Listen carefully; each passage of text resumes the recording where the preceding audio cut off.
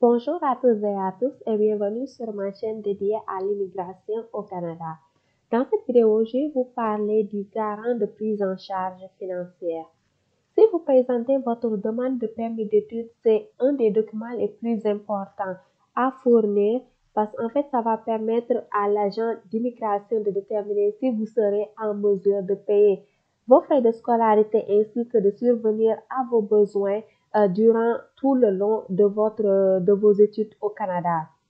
Le choix de votre garant financier est très important dans la mesure où ça va vous permettre en fait d'éviter le motif de refus, insuffisance ou incapacité à justifier que vous avez une capacité financière suffisante pour vos études. Donc pour cette vidéo, je vais quand même me baser sur le document la table de matière liste de contrôle pour le permis d'études qui est exigé par la direction du bureau des visas de Dakar, mais sachez que c'est la même liste, c'est le même liste de contrôle en fait que vous verrez dans les autres bureaux de visa des autres pays. Donc, on va rentrer dans le détail tout de suite. Donc, on va juste aller à la page 4 où il demande, où on parle en fait des documents que vous devez fournir pour votre demande de permis d'études. Donc, ici, il y a une case qui exige une preuve de votre lien de parenté avec votre garant financier. Donc, comme je vais vous expliquer un peu comment le garant financier marche. Donc, vous avez le choix en fait d'avoir plusieurs garants. Idéalement, c'est mieux d'avoir un seul garant pour votre demande, mais si vous n'avez pas le choix, vous pouvez avoir jusqu'à deux garants sans problème. De préférence, IRCC exige que votre garant financier soit une personne de votre membre familial. Sinon aussi, si vous n'avez pas le choix, vous pouvez trouver une autre personne. Par contre, dans ce cas-là, ce sera très difficile et il faut absolument que vous justifiez pour quelle raison cette personne externe de votre famille désire vous prendre en charge. Donc, en ce qui concerne un garant financier qui fait partie de votre cercle familial, par exemple, si c'est votre père, votre mère, votre frère ou votre soeur, dans ce cas-là, il n'y aura pas de problème avec IRCC. Les preuves que vous devez fournir pour appuyer en fait le lien de parenté, c'est vos bulletins de naissance ou bien même toute preuve qui justifie en fait, qui montre que vous êtes lié par le sang avec cette personne. Donc, votre garant. Dès que vous fournissez cette preuve-là, il n'y aura pas de problème. Tant que votre garant a suffisamment de fonds dans son compte bancaire, vous n'allez pas avoir de problème avec IRCC. En ce qui concerne les preuves de capacité financière, j'ai déjà fait une preuve là-dessus, donc vous pouvez regarder la vidéo pour en savoir davantage. Mais en résumé, il faut qu'il fournisse au moins un contrat de travail, une preuve justifiant son salaire, des relevés de son compte bancaire et qu'il fasse une lettre de prise en charge financière dont j'ai fait une autre vidéo pour vous expliquer comment l'écrire. Donc, en général, c'est ça qui constitue le garant si la personne, si votre garant fait partie de votre cercle familial. Par contre, ce qui est plus difficile, c'est d'avoir un garant financier qui ne fait pas partie de votre cercle familial que j'ai nommé CO. Donc, par exemple, si le garant est peut-être un cousin, un oncle éloigné, une tante éloignée, un ami, dans des cas, euh, ça peut être très difficile et IRCC se méfie beaucoup si le garant provient d'une cercle externe parce que dans la mentalité occidentale, dans la mentalité canadienne, c'est qu'une personne qui n'est pas de votre famille, pourquoi va-t-il payer des frais excessifs pour vos études? Donc, tant que vous êtes capable de répondre à cette question-là, sur une lettre explicative, l'agent d'immigration va comprendre mieux.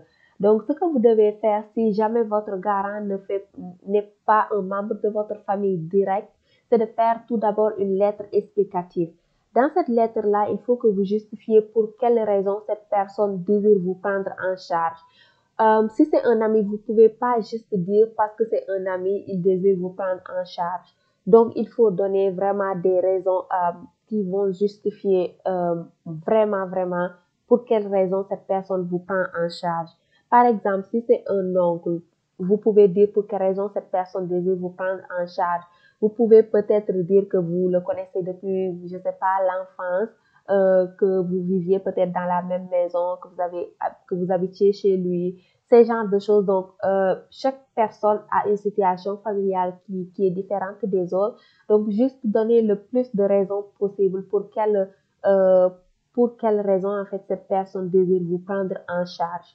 Si vous avez plusieurs garants également, il faut que vous fassiez le lien, en fait, pour chaque garant, la lettre explicative pour dire pour quelle raison chacun de ces garants-là désire vous prendre en charge. Si c'est par exemple, un membre de votre famille lointaine, donc par exemple des oncles, tantes au deuxième degré ou même au premier degré, vous pouvez fournir les extraits de naissance entre tous les membres qui sont liés entre eux pour prouver à quel point genre vous êtes liés. Aussi sur votre lettre explicative, vous pouvez dire par exemple mon oncle X est le frère de ma mère Y, donc moi, patati patata. Donc juste allez-y dans ce sens-là. Donc, essayez d'expliquer en quoi vous êtes lié avec cette personne si c'est un membre de la famille lointaine. Et si jamais aussi, vous pouvez fournir aussi les bulletins et de toute façon exiger les extraits de naissance qui vont prouver que cette personne-là est bel et bien un membre de votre famille.